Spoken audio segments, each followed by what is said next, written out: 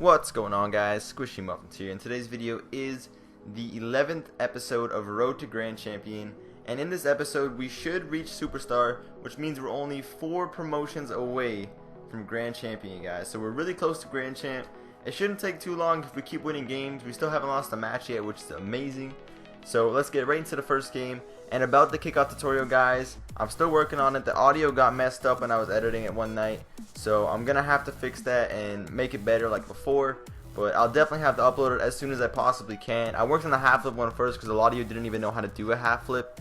So I'm hoping I can get that kickoff tutorial out to you guys by the end of this week.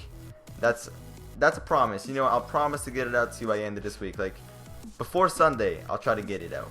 But anyway, let's get into the gameplay, guys. So here we make a nice little pop. Goalie has a tough save to make. The only thing that he could have done in that situation was try to put it over the net because he was in an awkward spot. He couldn't really get it to the left or right. And that's what I was going for. I knew he was backward. I knew I can get a good pop over him. And because of that, I was able to get a goal from it because he just made a mistake on the save. Now, this is the kickoff that I will be doing a tutorial on. All you're doing, like I said before, is a flip with the first pad and then a barrel roll to the right or left, depending on what your opponent is doing on the second pad. And this should win you the kickoff pretty hard, and you might be able to get a couple goals out of it. I rushed myself to the shot there. I didn't necessarily need to hop on the shot. I should have waited for his hit. But either way, we had possession off kickoff. We just gave it up a little bit too easy. So he's making a play here. He's trying to take boost possession, but I do have full boost in the situation. So I have advantage over him because he thinks I don't have boost. So all I have to do is make a challenge, and I can explode into his half, grabbing all of his boost. So now I go for a quick shot. I just made a little bit of a mistake, but it forces him to turn around, and while he's doing that, I'm going to have a free shot on goal. I'm going to go for the kickoff here, try to win it to the right side, and if I can get the win, I'm going to get boost and take the ball. If I can't get the win, I'm going to head straight back, and that's exactly what I did. So now I have boost and ball possession. This is exactly what you want. In a 1v1, your main goal is to try not to get boost starved. Try to have ball possession for the majority of the game, and try not to put yourself in awkward positions on defense and put yourself out of the play on challenges. And that's what a good 1v1er will do. They will never put themselves out of position on defense, and they'll try their best not to go for a challenge that they'll lose, and that is what you want. So here he just made a little bit of a poor play, and all I wanted to do was take his boost to go back for another challenge, but I missed the boost, so it was a misplay from me. If I was able to take his boost and go around for the ball again, he would have been way too far out of position to recover, and it could have possibly been a free goal for me. So as soon as I win my boost there, my opponent has no choice but to go back, and I'm going to get a pretty free shot on goal. But instead of taking the easy high power shot, I go for a weird kind of 50-50. So I hit the ball once with a jump, continue to fly into it, and use a half flip to dunk my opponent and get the goal there. That was actually very well done from me. Pretty hard to stop on his part. There was nothing my opponent could have really done in that situation. It was just really difficult to read that I was going to do that. And we end up getting the kickoff goal right afterward to go straight in because we win the kickoff perfectly. And that's exactly what you want. And those are the goals you need. Helps you out if you're in a rough situation. If you're down a couple of goals, those goals will definitely help you get back in the game. You can get like 3 or 4 of those in a matter of 12 seconds, I believe. If I'm right on saying that. I think it's 12 seconds you can get about 3 or 4 kickoff goals. But those are very, very helpful goals, especially if you're down. But if you're up, it just gives you a little bit more of an advantage over your opponent. So in this play, I'm trying to get a boost starve going again. And now that he doesn't have any left, I'm able to go for a pretty free shot. I decided to go for the double tap to not only put the defender out of the play, but have a free shot afterward. Now these are a little bit risky if you're not used to doing these consistently. But if you could do it consistently, they're a very good way to score if you have your opponent boost starve. So I end up winning possession off kickoff. I notice my opponent will win boost in that situation. I don't want to go for a risky 50-50, so I head back for boost and I try to get a nice half flip challenge. And because of that, I end up bumping my opponent and getting possession back along with boost control. So my opponent has to wait the challenge in this situation.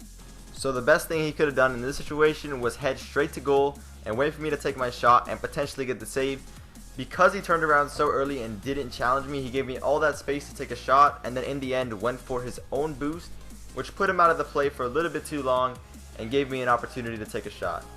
I could have had a free goal in this situation right off the bat, but I decided to try to beat my opponent even though he didn't challenge it, so I ended up hitting off the post, and then I had a free shot anyway. So I tried to win the kickoff there. I don't win kickoff, so I go for boost, head straight back. Now I notice I can't beat my opponent, so I head in net, wait for him to take a shot, make a good clear, take my boost, and take my time. Now he's not going to challenge me. I know I have time to take any kind of shot I want, so I fake an air dribble, take a dribble, and then take the 50-50. That way I can start boost possession again. And I'm going to go for a little bit of a double tap here. Not sure if I get it, and I do. So that was actually a very nice shot, very well done from me. He was boost starved, and he was also in a pretty tough position to jump up to try to get a block. So overall, there was nothing he could have done better. It was just a matter of winning that boost battle earlier on. So I try to get ball possession here. My opponent's going to do whatever he can to get in my way, get in my face, make it more difficult for me. I end up going for the demolition there. I take my boost because I know my opponent's going to go for it. And now I'm going to have a free dribble, but I don't have boost. So I go for an easy ground power shot. So what you want to do on these is, if you can get the ball rolling, all you have to do is cut out to the right or left of the ball, depending on where the ball is rolling to, and then just slowly cut it on it. Don't flip if you don't have boost, because then you won't have any momentum on the ball. The ball's on the ground anyway, so with you not flipping, the ball's going to end up chipping up, and with that you'll have a pretty fast power shot and a very difficult shot to stop. So I have to head back here. I'm very low on boost. I end up getting my boost. My opponent's going to take a shot. Now that was a poor play from my opponent. He could have tried to make it more of a difficult shot, so I had to jump and put myself in a weird position. Now if you want to be the kind of player who goes for that kind of play where you take a high shot, make your opponent go for a weird save, and then have to get the boost, turn around again, take another shot, and then eventually you'll boost starve them into a spot where they can't make any more saves, and you'll have a free goal. If you want to be that kind of player, you have to be very good at taking those high shots, and even putting those shots a little bit over the goal. It will pull the defender out of the net, and you will have a free shot for the most part. But definitely learn how to take higher, more powerful shots, and that will put your opponent in a difficult situation. And with them being in that weird spot, you can grab their boost and start a play every single time from that. So just really practice that in free play, the power shots, and just trying to put your opponent in weird spots, even if it happens to be on dribbles. So on dribbles you can look pretty threatening to some of the defenders. So what you want to do is put your opponent in a spot where they can't turn to challenge, and if they do try to turn to challenge, they'll get flicked. So how you do this is slowly bring the ball up the field. The second your opponent turns facing their net, they'll be backward. That's when you know you're fine to take any kind of shot, because the moment they turn, you're going to have a free flick, and if they don't decide to turn, you're going to eventually bring them to their goal, and they're going to have to challenge at some point in time. So if you see them slow down or turn to challenge, you'll have that free shot. But the hard part is trying to put them in that position where they're facing their goal and they're backward facing you. That's exactly what you want when you're going straight on with the dribble. And with the power shot, it's the same thing. Just try to look as dangerous as possible coming at your opponent. And we did end up getting Superstar, guys. We got our promotion Superstar in our first game of this episode, so we might even get another division up. I'll skip to the queue because it took a little bit longer.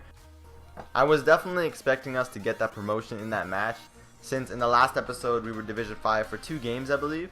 So that match should have definitely been the promotion game, and our opponent was All-Star, so it must have been a decent amount of points. Now we did get this map. Now this map a lot of you guys don't like, but a lot of you guys do like. So here's the deal. They put this in the next RLCS. I don't know if people are going to like this or if they're not going to like this, but this map is by far the most unique out of all the ones put into ranked play right now, and it's quite difficult to get used to. And at the same time, most of the pros dislike this map, but there are quite a few that do like it. I for one do like this map, but I do not like Wasteland. I don't like the fact that they're putting Wasteland in RLCS.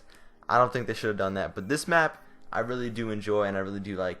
And I feel like for 1v1s, those ledges are very, very helpful when it comes to power shooting and dribbling, as well as air dribbling. Now this right here, I don't know what he did, but it was amazing. This was probably the weirdest flick that's ever been done against me. I don't know what that was at all, but it worked out, and it was just impossible to read. There's no way I could have known what he was going to do. That was just insane from him. I'm sure it wasn't intended, but at the same time, it was a very well done flick. Very, very confusing, very well done, very hard to read.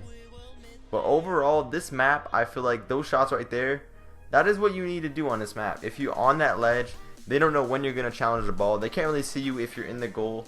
If you're just on the lower portion of the map and someone has the ball on the ledge coming at you, it's very hard to tell whether or not they're going to shoot or not shoot. Just because you can't really see where their car is, you can't see how they're moving their car or what they're going to do next. It's kind of a hit and miss, and you got to just guess what's going to happen. But for the most part, I think there's going to be a lot of cool plays being done in RLCS on this map. And I think we're going to see a lot of highlight reels for some of the pro teams. Definitely the bounces are going to screw over some pros. The bounces are going to look really odd, really hard to read, especially on those corners in this map. And that's really what you want to watch. This shot right here was very well done from him. Very powerful shot, especially from someone who's from Australia who doesn't have the greatest ping. So this guy told me, I'm pretty sure it was this guy, later on in the game, he told me that he was from Oceania servers or Australia.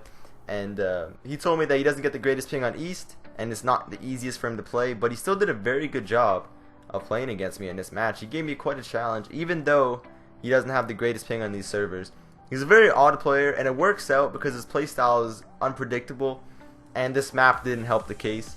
But I do enjoy this map, and I feel like I actually played pretty well on it, and I have the upper advantage on some players, especially when I'm on that ledge. When you're on the ledge in this map, if you know how to play it out properly, you can get a lot of goals that are very unexpected. Now, in the past episode, I've been changing my camera settings up quite a bit, and this is because I'm trying to find settings that I enjoy, settings that I feel like I play better with, and right now I just can't seem to find that. So I've been changing my stiffness up and down here and there, and I'm just trying to see exactly what feels right for dribbling, what feels right for shooting, and what I can use for threes as well. Since I will be trying to join a team for RLCS, guys, I'll be trying to see how far I can make it in RLCS. Hopefully make that LAN. That would be the dream right there. Get to the LAN. It would be nice, but we'll see how it goes. So take a look for my team on the power rankings, or look out for my team playing in any tournaments or anything. Definitely be ready for RLCS, guys. This one's going to be bigger, much bigger than the last one. It's going to be a lot of fun to watch. And for this episode, this is going to be the last game, but I just wanted to remind you that I will be coming out with a lot more tutorials in the coming days, guys, so be ready for those. Kickoff tutorial is next. After that, I'm not sure what I'm going to do, but kickoff tutorial is definitely next. You guys gotta let me know what you want to see. But I've done the half flip, done kickoff. I might either do power shot or air dribbling tutorial, like a new one. I do have some new tips I can give you guys for air dribbles and all that I've learned. But overall, in the end, it's up to you guys. Whatever you guys want to see, be sure to let me know down in the comments, and I'll try to work on that as fast as I possibly can. And I'd just like to say thank you guys all for all the support. We just hit 20,000 subscribers. The next landmark will be 25,000. That's when I'm going to be doing my next montage. So look out for that, guys. I'm going to try to make that as good as possible. A lot of the goals in that montage will be from competitive games. So a lot of them will be from actual tournament matches. So you won't see as many of the cool freestyle stuff that I'd normally put in a montage. But I hope you guys will end up enjoying it. It's going to be a lot of competitive stuff, guys. So a lot of tournament goals, a lot of redirects, which I personally enjoy more than the freestyle stuff. But I hope you guys are going to enjoy that and be ready for that, because it's going to be coming quite soon. You guys are showing a lot of support lately. And that 15K montage I put out got a lot of support, guys. A lot of love. So thank you for that. Hopefully the 25,000 subscriber montage is just as good. I'll be trying to put out a montage every 10,000 subscribers, or if you guys want, I can try to go for it every 5,000 subscribers. But I spend a lot of my time trying to improve in Rocket League and trying to get better as a team, especially for competitive.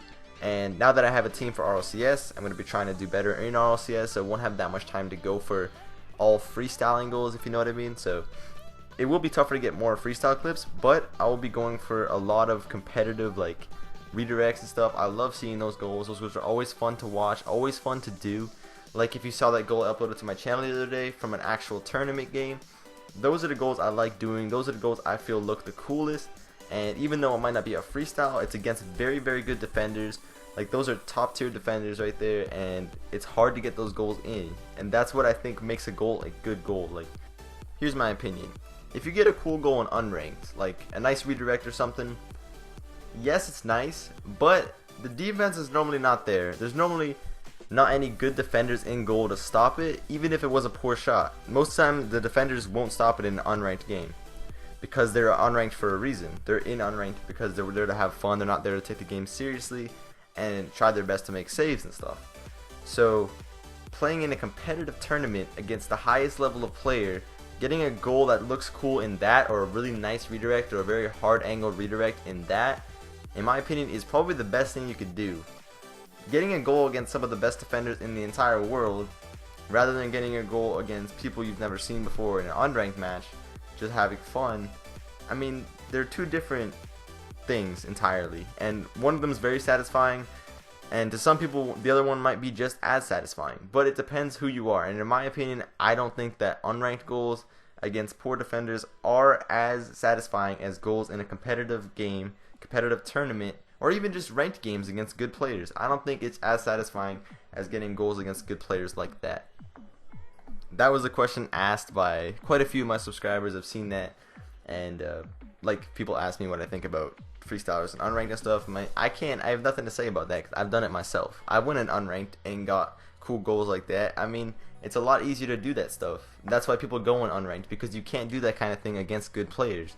That's the whole reason why you see those freestylers going in unranked, because doing that in a real game, in a competitive match, will put you out of position horribly, and you will just never have time to recover. You just can't do that against good players, and that's why you see people going into unranked for it. I have nothing against it. I think it's a very fun way to play the game, and I hope eventually the game has a bigger community for that. And that's why I like Jazer, because I feel like Jazer's building that community of freestylers. And I'm not sitting here trying to tell you guys to get a buddy, go into ranked, and lose all your rank trying to get all these cool freestyle clips, because that's going to ruin it for your team. It's going to ruin it for the other team trying to improve. So definitely, guys, if you want to do all the freestyle stuff, stay in unranked, have fun with it, practice new stuff. I support that entirely. But that's going to be all for this video. Like, comment, subscribe, and I'll see you guys.